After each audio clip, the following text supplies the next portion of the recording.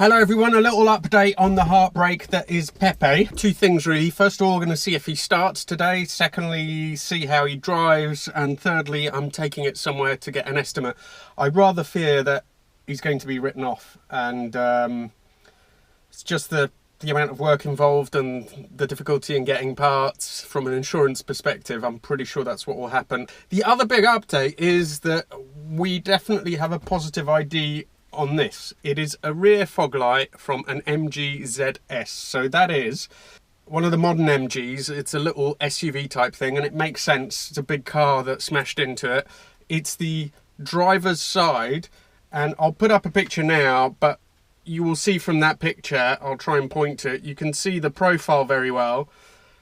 You can see that it matches up. You can see how that angle in the change here, that matches up as well before it breaks off. And then the little piece that I have goes on that side. And there's someone, lots of you pointed it out on YouTube, for which I'm really grateful. And someone on Instagram also found the same car at work and took a picture of the lens and of the markings, which are exactly the same as the markings I have for that corner piece. So it was definitely an MG ZS. So having found out that it's a rear fog light does change the calculations a bit, because I thought someone was coming around the corner too fast and clipped that front end, but it looks like they reversed into it, which is really weird if you look at the layout. It must have been someone who was parked in that space. And yet there are 4 neighbours, actually now counting, who heard something, went out and had a look. Only 2 of them saw a white car, but that's all the information that I have on that. As an aside, this has now persuaded me to get CCTV, so I've ordered 2 cameras to put one in front of my garage and one round the back of the house. So hopefully if something happens in future, I will have something on that. I think I've picked their Blink XT2 cameras, and I'll probably do a review of those for another video. Let's see if it starts up. Yeah, I mean, I did think it would probably be all right in terms of starting and driving. See if it drives straight. But yeah, let's pop over and get an estimate. From here, everything looks absolutely fine. And what's particularly annoying is that I just got this little car spot on pretty much. Okay, so far turning, no sign of anything unusual. Still driving pretty well. There's the usual multitude of tiny little creaks and rattles. It's actually a lot better than it used to be. But yeah, it seems to be driving well. Poor Pepé.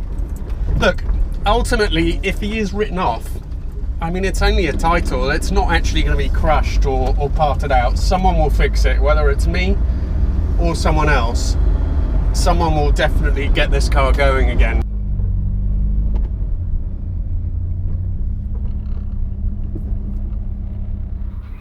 I got the estimate back and it is around £3,000 to repair. So I've reported back to the insurance and we'll hear what they say and what they want to do. One thing is, I had a brief bit of hope because one of my neighbours said she had CCTV. Unfortunately, as you can see, it turned out to be a white Prius and not the white MG, so that's a bit of a shame, because I thought we might be able to get a number plate. But if anybody sees like a white MG like this in the Oxford area, MG ZS, with a tail light out on the passenger side, well, it's not tail light, with a fog light out, please do let me know, and fingers crossed that something will turn up. In the meantime, I've obviously very roughly patched it up a little bit just so I could drive it around. I've got to sort out the indicator because I think it's illegal to drive without it. So if the car is written off, I will hopefully have an option to buy it back. If I decide not to, then I'm going to be looking at getting something to replace Pepé, and I'd very much appreciate your suggestions. I was thinking of a GTI 6, I've always wanted to have one of those. But possibly a Mark II Golf GTI 16 valve, something like that. It has to be vaguely practical because this is the car that I use as a daily.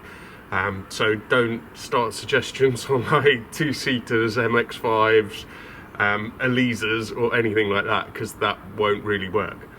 Having said that, there's a really cheap X-Racing Elise that I saw recently, and I'm very sorely tempted to try and get hold of that. Anyway, thanks everybody for watching. I really appreciate it, and I appreciate all your help in finding out what happened to poor old Pepé.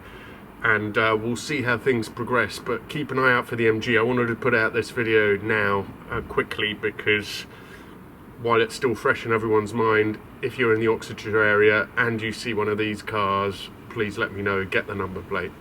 Thank you.